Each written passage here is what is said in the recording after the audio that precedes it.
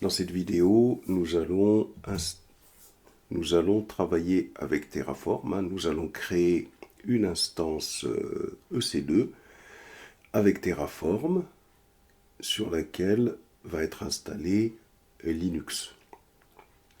Alors pour commencer, première des choses, il faut avoir lancé l'atelier pour étudiants. Ensuite, vous cliquez sur AWS. Une fois que vous êtes sur AWS, vous cliquez sur Cloud Shell.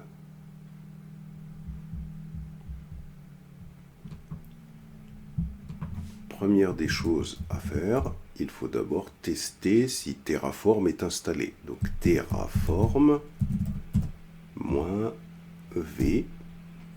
Alors Terraform-v, vous validez. Et là, Terraform n'a pas été installé. Pourquoi? C'est parce que peut-être que vous avez, comme moi, réinitialisé votre environnement. Si vous l'avez réinitialisé, pas de problème, vous allez sur le fichier qui contient les instructions d'installation de Terraform, vous les sélectionnez et vous collez. Voilà. Alors là, il vous demande si vous voulez remplacer un fichier de licence, vous lui faites Yes et vous le laissez faire. Alors là, c'est pas sûr qu'il ait réalisé toutes les instructions. Là, on voit qu'il a été jusqu'au unzip simplement. Donc, il faut aller récupérer les instructions manquantes. Il y a celle-là et celle-ci. Hop. Et on revient.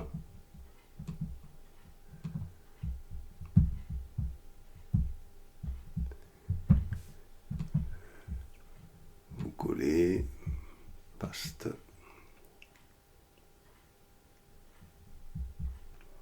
Alors là, il a fait le sudo. Maintenant, il faut taper la commande Terraform-v pour s'assurer que Terraform est bien installé. Là, c'est bon, on a notre Terraform qui est installé. On va créer notre script Terraform. D'abord, on va faire mkdir et on va créer un dossier Terraform. Nous allons rentrer dans le dossier Terraform. Et dans ce dossier Terraform, on va créer un premier fichier Terraform. Donc, nano, on va l'appeler provider.tf. Attention de ne pas se tromper dans l'extension du fichier. Donc, nano provider.tf. On valide. Et dans ce fichier, comme son nom l'indique, on va définir le provider que l'on va utiliser avec Terraform. C'est le provider de AWS.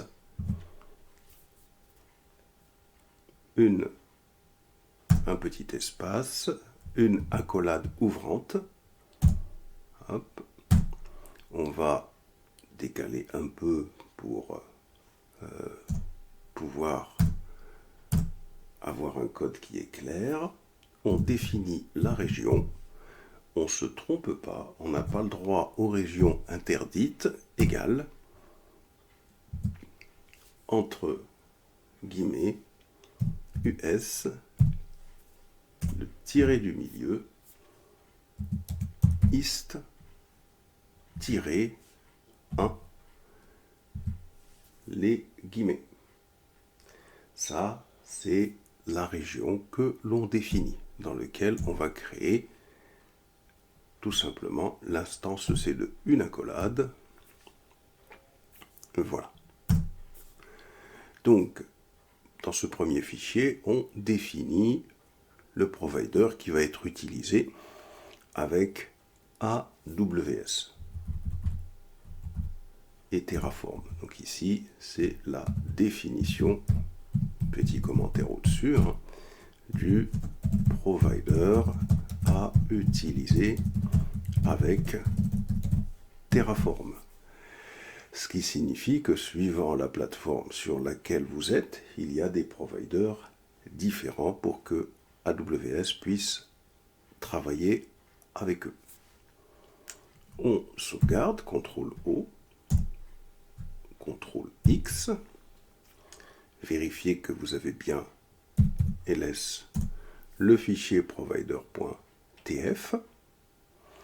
Ensuite, on peut faire un cat provider.tf pour s'assurer qu'on a fait la bonne syntaxe. Une fois que vous avez fait ce premier fichier, vous faites un clear et on va tenter déjà de l'exécuter pour voir s'il n'y a pas d'erreur. On va faire un terraform init, ça on va le faire que normalement une seule fois, c'est pour qu'il puisse installer le provider et initialiser notre répertoire. Donc terraform init. Et on patiente. Voilà, une fois qu'il a fait ça, vous faites un clear. Et une fois que c'est fait, vous faites un terraform plan. Le terraform plan, on a expliqué ce que c'était. Il n'exécute pas véritablement les instructions, mais il va nous expliquer tout ce qu'il va faire. Voilà, donc là, ça semble être OK. Donc ça semble, il nous semble qu'on a un fichier dans lequel il n'y a pas d'erreur. Maintenant, ce qu'on va faire, on va créer un autre fichier qu'on va appeler instance. On va faire nano. On va faire instance.tf. Ce qui est intéressant avec Terraform, c'est qu'on peut structurer son code de telle manière à ce que on puisse isoler les différents composants qu'on va créer. Donc nano instance.tf. On valide et là, on va commencer à travailler. Donc, premièrement, on va utiliser le mot-clé ressources. Ça, c'est un mot de Terraform, entre guillemets, et on va définir, là, on va utiliser l'API AWS qui va nous proposer des mots-clés pour pouvoir travailler avec les composants d'AWS. Donc ce mot-clé, ce sera AWS_instance. Donc là, il faut aller voir l'API d'AWS pour petit à petit prendre en main l'ensemble de ces mots-clés. On va donner un nom à cette ressource. Alors ce nom, c'est nous qui le définissons. On peut l'appeler comme on veut, mais là, on va l'appeler pour que ce soit représentatif, Ubuntu_EC2, entre guillemets. Un barre d'espacement, une accolade, et bien sûr, je peux fermer mon accolade à ce niveau-là. Je remonte, je fais un léger décalage, et là, je vais donner une AMI, c'est-à-dire une AMI, c'est l'image que je veux que cette instance EC2 exécute. AMI est égal à... Et là, ce qu'on va faire, on va aller tout simplement aller voir sur AWS les AMI que l'on peut utiliser. Donc, on va cliquer sur EC2 à ce niveau-là. On va ensuite remonter comme ça. On va cliquer sur lancer une instance, mais attention, on n'ira pas jusqu'au bout. Voilà, vous faites comme moi, vous me suivez bien. Vous cliquez sur lancer une instance, mais l'idée, c'est juste de descendre et d'aller voir les amis que l'on peut utiliser. Par exemple, ici, on va utiliser la Ubuntu. Voilà, on vient ici, on clique sur Ubuntu et on descend pour aller récupérer l'idée de cet ami. Ici. Vous voyez, je récupère l'idée de cet ami. Donc ça veut dire que maintenant que j'ai récupéré l'idée de cet ami, j'ai plus besoin de continuer la création de l'instance. Et puis je reviens dans Cloud Shell. Et là, ce que je vais faire, entre guillemets, je vais tout simplement coller cet ami. Une fois que j'ai fait ça, je vais définir le type d'instance que je vais créer. Instance underscore type est égal à entre guillemets t2.micro. Une fois, alors je vais aérer un peu ici.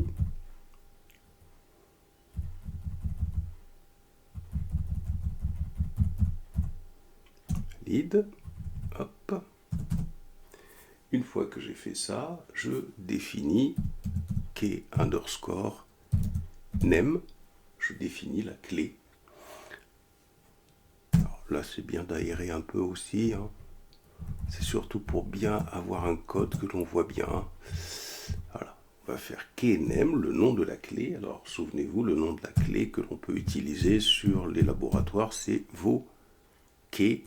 Vous fermez les guillemets. Une fois que l'on a fait ça,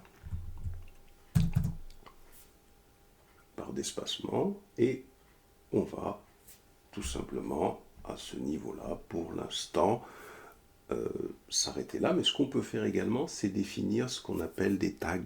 Les tags, c'est des balises que l'on peut associer aux ressources qui permettent de mieux les retrouver dans AWS. On va écrire tags, un espace, est égal, un espace, entre accolades. On se décale bien à l'intérieur. Name est égal à, on va appeler toutes les ressources que l'on va créer dans ce code. On va leur affecter le tag Ubuntu. Voilà. Donc, si on résume ce qu'on a fait ici,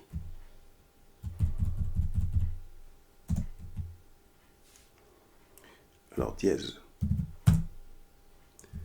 on crée une ressource, c'est pas ici,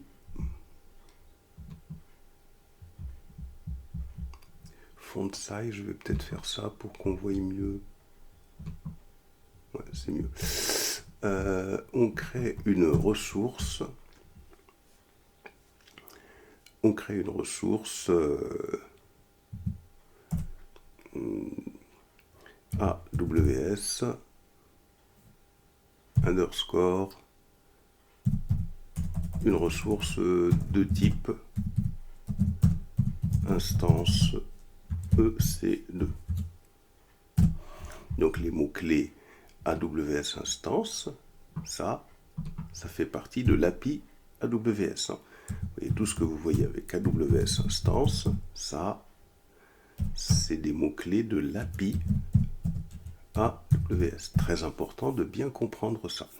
Vous avez ensuite, par rapport à ce mot-clé appartenant à l'API AWS, vous avez les propriétés.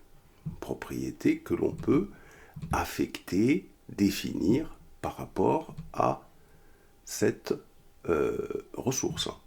Voilà, donc vous avez également ici on définit ce qu'on appelle les propriétés. Vous voyez, ici vous avez les propriétés de la ressource AWS underscore instance. Elles ne sont pas compliquées à comprendre. Vous avez ici, ça c'est le nom, ça c'est l'idée de l'image que l'on récupère sur la console AWS. Plus bas ici, vous avez le type d'instance que l'on va utiliser. Plus bas ici, vous avez la clé SSH que l'on va utiliser pour se connecté à l'instance. Plus bas ici, vous avez le tag qui va permettre de mieux retrouver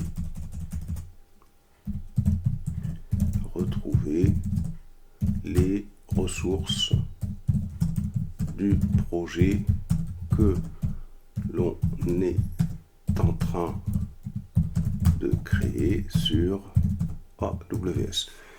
Le seul identifiant que c'est vous qui le définissez, c'est celui-là. Vous voyez, il faut bien comprendre tout ça ici. Le seul identifiant défini par vous et je le colle. Voilà. C'est celui-là. On va s'assurer qu'on a bien fait les choses. Alors on descend pour voir déjà si les accolades, il n'y en a pas une qui manque. Ben, s'il y en a une qui manque, regardez. Ici, là, vous voyez, normalement il y avait celle-là et on a oublié une accolade. Alors ce qu'on va faire, on va laisser l'erreur comme ça pour voir qu'est-ce qui se passe quand il y a une erreur justement. Allez, on sauvegarde, CTRL-O, CTRL-X. On fait un clear. Et là, on va se faire un Terraform. Alors l'init, on l'a déjà fait, donc on va faire juste un plan. Et là, regardez, il nous donne l'erreur. Il faut apprendre à lire les erreurs. Unclosed configuration block en instance.tf line 2, in ressource AWS instance C2, donc on voit qu'il y a une accolade qui manque. On va rappeler le fichier et là, tout à la fin, on va mettre l'accolade manquante et on sauvegarde. Voilà. Maintenant, on se fait un Terraform plan pour voir si ça marche.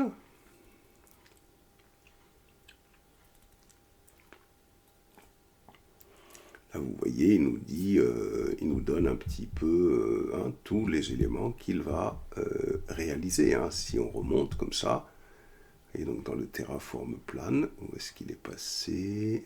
C'est ici. Voilà. Terraform plan. Et là, il vous explique que AWS Instance Ubuntu EC2 will be created. Il vous indique la ressource qu'il va créer. Voilà, et là bien sûr, là, il y a beaucoup de propriétés qu'il nous indique, parce qu'il y a des propriétés qu'on n'a pas définies. Nous, on a défini la propriété ami, qui, voici l'idée de cet ami. Les autres propriétés, vous voyez, il y en a beaucoup des propriétés, mais ces propriétés-là, voilà, nous, on ne les a pas défini, donc lui il va s'amuser à les créer après, le tag qu'on a défini ici. Voilà, donc il y a beaucoup de propriétés pour lesquelles il écrit non after apply, que de toute façon nous n'avons pas défini. Il y a beaucoup de propriétés qui existent. Alors maintenant on va appliquer, c'est maintenant qu'on va appliquer, on va faire Terraform apply. Pour pouvoir créer notre instance EC2.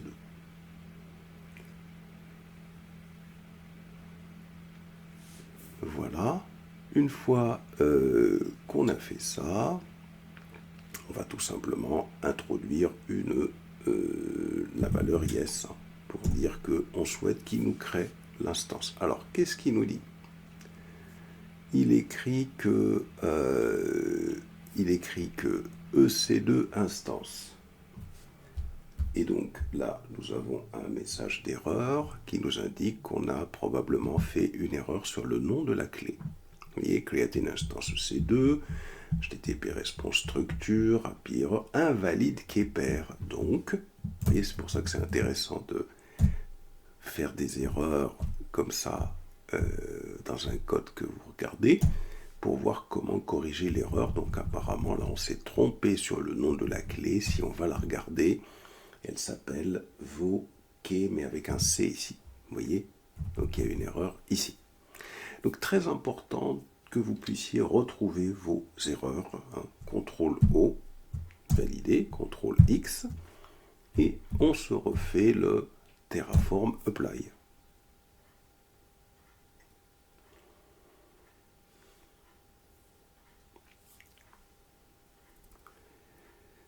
Yes.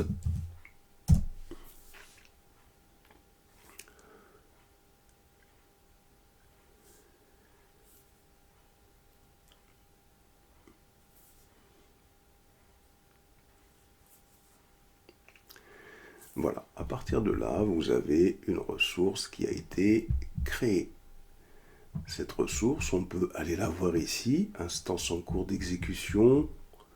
Et là, allons voir la ressource qui a été créée. Alors, il y a des ressources qui ont été laissées apparemment dans l'ancien code. On peut les laisser tourner, il n'y a pas de problème si on en a besoin ultérieurement. Sinon, s'il y a des ressources dont on n'a pas besoin, comme ces deux-là, c'est celles que j'avais créées dans des vidéos précédentes, vous pouvez tout simplement les arrêter si on n'en a pas besoin dans l'immédiat. Par exemple, on va arrêter ces deux ressources-là, parce que la ressource qu'on vient de créer, nous, c'est Ubuntu, juste au-dessus. Voilà. Et si on n'a pas besoin des deux ressources qui sont là, on pourra les supprimer. Ensuite, donc voici notre ressource Ubuntu. Elle est ici. Vous voyez, si je clique dessus, sur cette ressource-là, si je clique sur se connecter, il m'indique la façon dont je peux me connecter à la ressource. Alors, on va laisser ça pour l'instant de côté et on va aller sur l'atelier pour étudiants. L'atelier pour étudiants, on va sur AWS Détail, qui est ici. Voilà. Et là, vous voyez ce qu'on avait fait, nous, la dernière fois, on avait downloadé la clé au format PEM. Une fois que vous l'avez downloadé, cette clé au format PEM, vous allez dans Téléchargement, bouton droit sur, vous voyez, votre clé. Vous pouvez la sélectionner, comme ça. Vous allez dans votre environnement Linux. Vous pouvez aller sur ce que vous voulez, soit sur votre machine Vagrant, soit sur votre machine WSL, soit sur votre machine Linux. Moi, je vais aller sur un environnement WSL, mais ça pourrait être Vagrant, comme hier, ça n'a aucune importance, vous savez le faire dorénavant. Ici,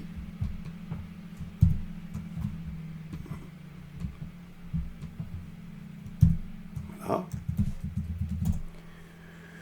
Et là, donc, on va faire un CD Terraform, c'est ce que vous aviez fait sur votre Vagrant, et je vais faire un nano, alors clé.pem, et je vais coller tout simplement cette clé. CTRL-O, vous voyez, la clé a été copiée comme vous l'avez vu dans plusieurs vidéos. De toute façon, je pense que là, vous n'avez pas de souci avec ça. CTRL-O, CTRL-X. Ensuite, je vais revenir sur l'atelier. Je reviens ici, sur la console où j'avais la commande pour pouvoir me connecter à cette instance. Hop. Et je colle. Alors bien sûr, il faut changer le nom de la clé que j'ai modifié à ce niveau-là, clé.pem. Valider. Et là, bien sûr, souvenez-vous, si on ne change pas les permissions, ça ne marche pas. Donc on fait un CTRL-C et on écrit ch mode 400 clé.pem et vous validez. Vous rappelez la commande pour vous connecter en SSH. Alors, il ne veut pas se connecter à la machine. Il faut voir la raison pour laquelle on va aller voir pourquoi il ne souhaite pas se connecter à notre machine. Alors, On va revenir ici. On va aller voir dans Instance. On a bien notre machine qui fonctionne. On regarde si on a bien affecté la clé SSH. On la voit ici, cette clé. La voilà. Donc normalement, il n'y a pas de problème. Elle est en cours d'exécution. Donc ce qu'on va faire, on va s'assurer qu'on s'y connecte bien déjà à partir de Cloud Shell. Alors, on va remonter Cloud Shell, tiens ici. On va faire un clear. Et là, on va faire un nano clé.pem. On valide. On va aller se rechercher la clé SSH qu'on a téléchargée. CTRL-C. Alors,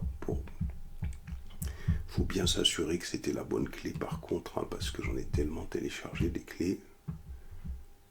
Normalement, c'est bien celle-là. Bien. Ensuite, on revient sur le Cloud Shell, ici.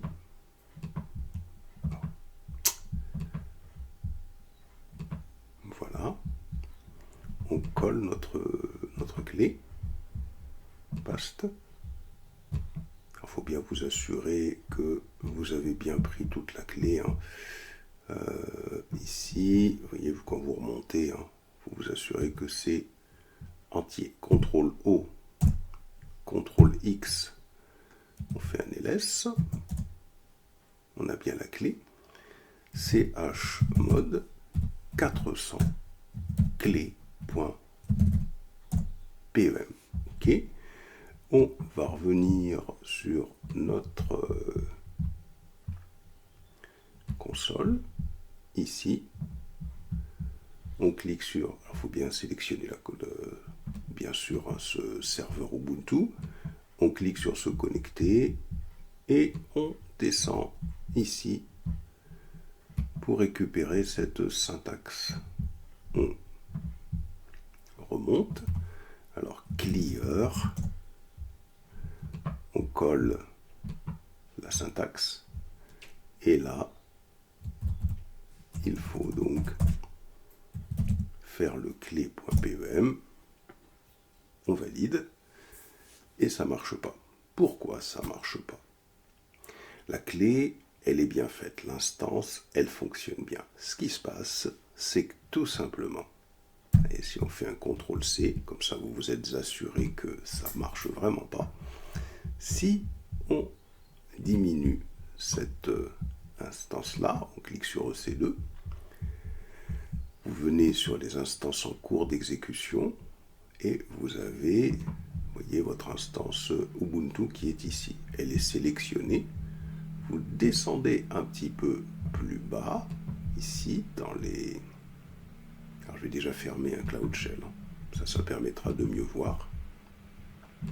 Hop. Là, si vous descendez plus bas, alors il faut remonter, attendez, déjà, on va remonter tout ça. Voilà. Si... je vais remonter. Voilà, donc si je viens dans Sécurité, et si vous descendez ici, regardez, ici, dans... au niveau des règles entrantes, alors c'est pas pour le serveur MySQL par contre, attention, c'est pour Ubuntu.